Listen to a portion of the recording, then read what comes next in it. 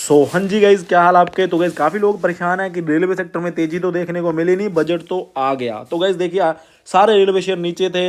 आयरेडा भी एक तरीके से नीचे ही समझ के चलिए, क्योंकि बजट से पहले ऊपर था, 5% का अपर सर्किट था, फिर नीचे चला गया। तो गाइज क्या हुआ, क्या बड़ी न्यूज़ देखने को नहीं मिली, क्या होगा इन फ्यूचर, कैसे क्या हमें करना चाहिए, सारी बातें बताऊंगा।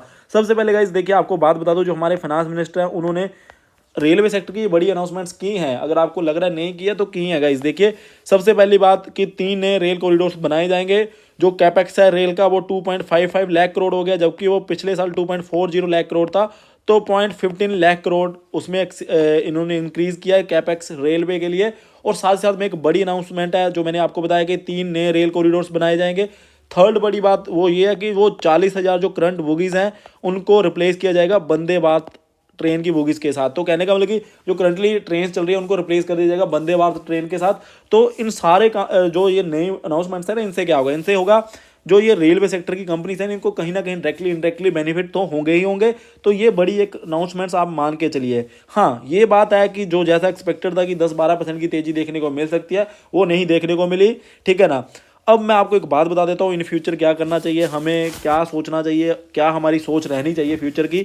तो गाइस मैं आपको एक बात बता दूँ, ये बात मैंने आपको 10 बार 50 बार बोली होगी कि जो इसका करंट मार्केट प्राइस अभी है ना, यहाँ से तो कोई भी रेलवे शेयर लेके चलिए till the end of this year ऊपर ही होएगा।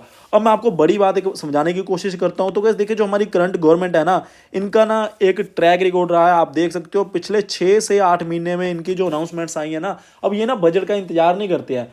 बजट को बड़ा दिखाने के चक्कर में कभी कभार ऐसा होता है कि कुछ हमारी अनाउंसमेंट्स होती है, हम उनको बजट पे लेके चले जाते हैं, वहां पे कुछ चीजें अनाउंस कर देते हैं। बट जो हमारी करंट गवर्नमेंट है वो ऐसा नहीं कर रही है। पिछले 6 से 8 महीने में देखोगे आपको रीडेवलपमेंट ऑफ रेलवे स्टेशन देखा आपने, फिर लगातार बड़ी बड़ी अनाउंसमेंट्स आती गई हैं, जिसके चलते वो रेलवे शेयर्स भागे हुए हैं। ठीक है ना।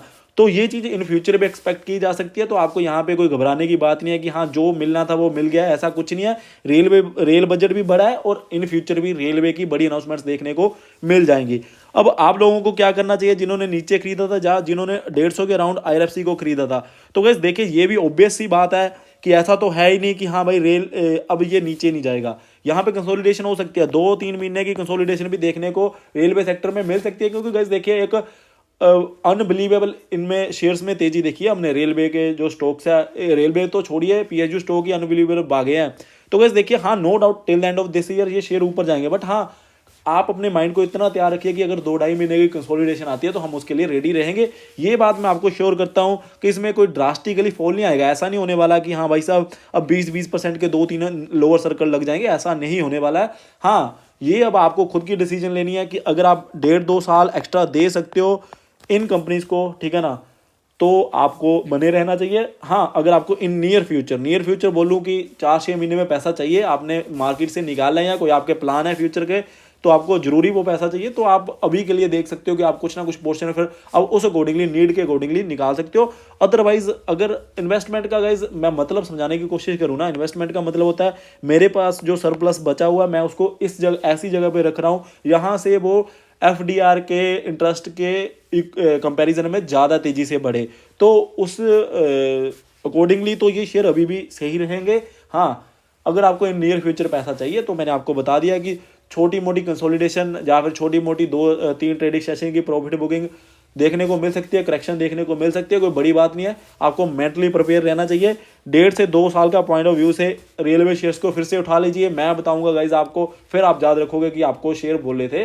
और गाइज आपको ये भी बात पता है, लगातार मैंने आपको ये शेयर्स बोले थे और इन्होंने कितना 7-7 गुना 8-8 गुना भी पैसा किया जब से हमने इनको कवर करने की कोशिश किया। बड़ी बात गाइज वही होती है, 2 से 2.5 साल पहले आईआरएफसी को सभी लोग बोलते थे ये बेकार शेयर, आईआरएफसी, आयरकॉन, आरबीएनएल, इनको कोई बंदा खरीदता नहीं था। और मैंने आपको बोला था टिल द एंड ऑफ 2025 आपको ये 200 का देखने को मिलेगा। अब गाइस देखिए 24 की स्टार्टिंग में 200 के आसपास पहुंच गया शेयर। ठीक है ना। तो ये होते हैं पावर आपके पास पेशेंस की। ठीक है ना। और मैं बात बता दूं आपको, एक मैं आपको और शेयर बोलता होता था हडको। तो गाइस देखिए, शेयर तो जोमेटो वगैरह काफ़ी बोले हैं, बट मैं हडको इसलिए बोल रहा हूँ क्योंकि हाउसिंग कंपनीज को आज बेनिफिट हुआ है। क्या अनाउंसमेंट आई है वो मैं नेक्स्ट वीडियो में बता दूंगा।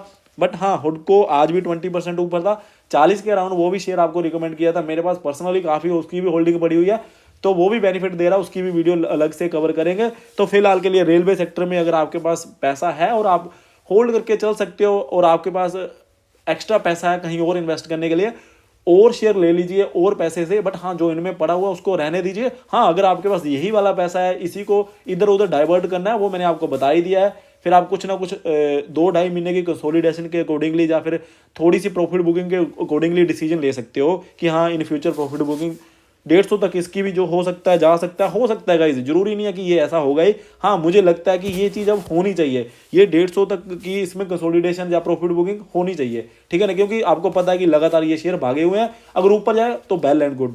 So thank you guys for watching, जय हिंद।